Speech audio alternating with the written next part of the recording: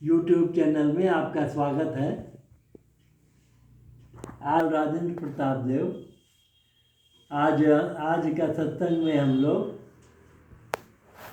चर्चा करने जा रहे हैं। भगवान रामचंद्र जी को वनवास में जब चले गए तो जा कर के किसी आश्रम में जहाँ पड़ाव अपना बनाए थे वहाँ बैठे हुए थे और सीता जी भी बैठी हुई थी और सीता जी श्रृंगार कर रही थी, फूल सजा रही थी। तो भगवान रामचंद्र जी भी उनके माथा में फूल वूल डाल रहे थे, श्रृंगार में हाथ बटा रहे थे।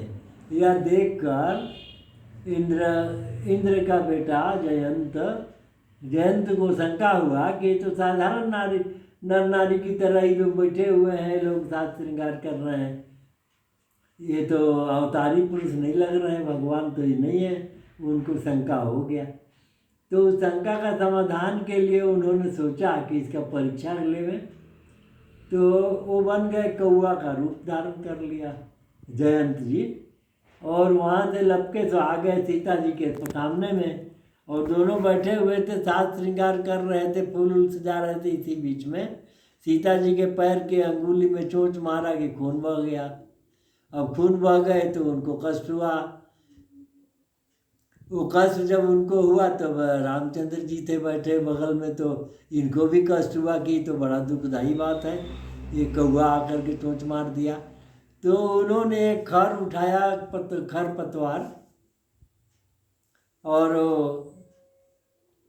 खेर की तरह छोटा सा घास खर था, उसको उसके पीछे, कौआ के पीछे फेंक दिया।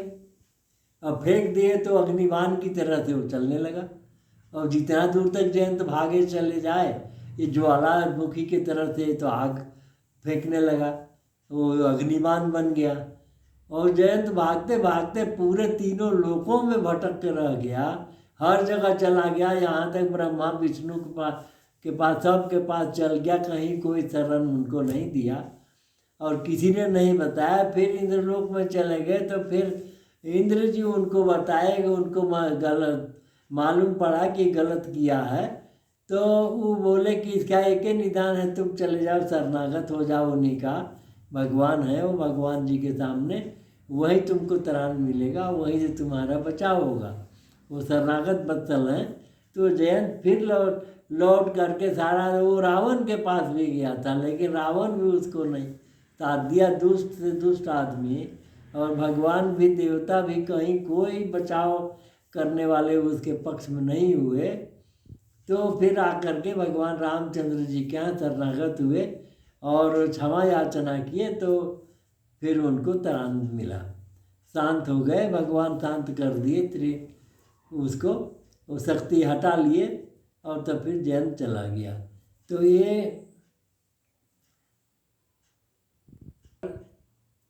वास करने का फल उन्हें अच्छी तरह से मिला।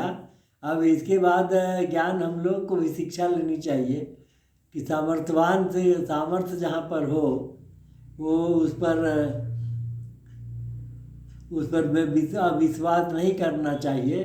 अब विश्वास किए, शरणागत हो गए, तो क्षमा याचना करने के बाद भगवान शक्ति को अपना वापस ले लिए और उनको अभयदान मिल गया। इसके बाद इस प्रसंग को हम लोग यहीं पर समाप्त करते हैं। धन्यवाद।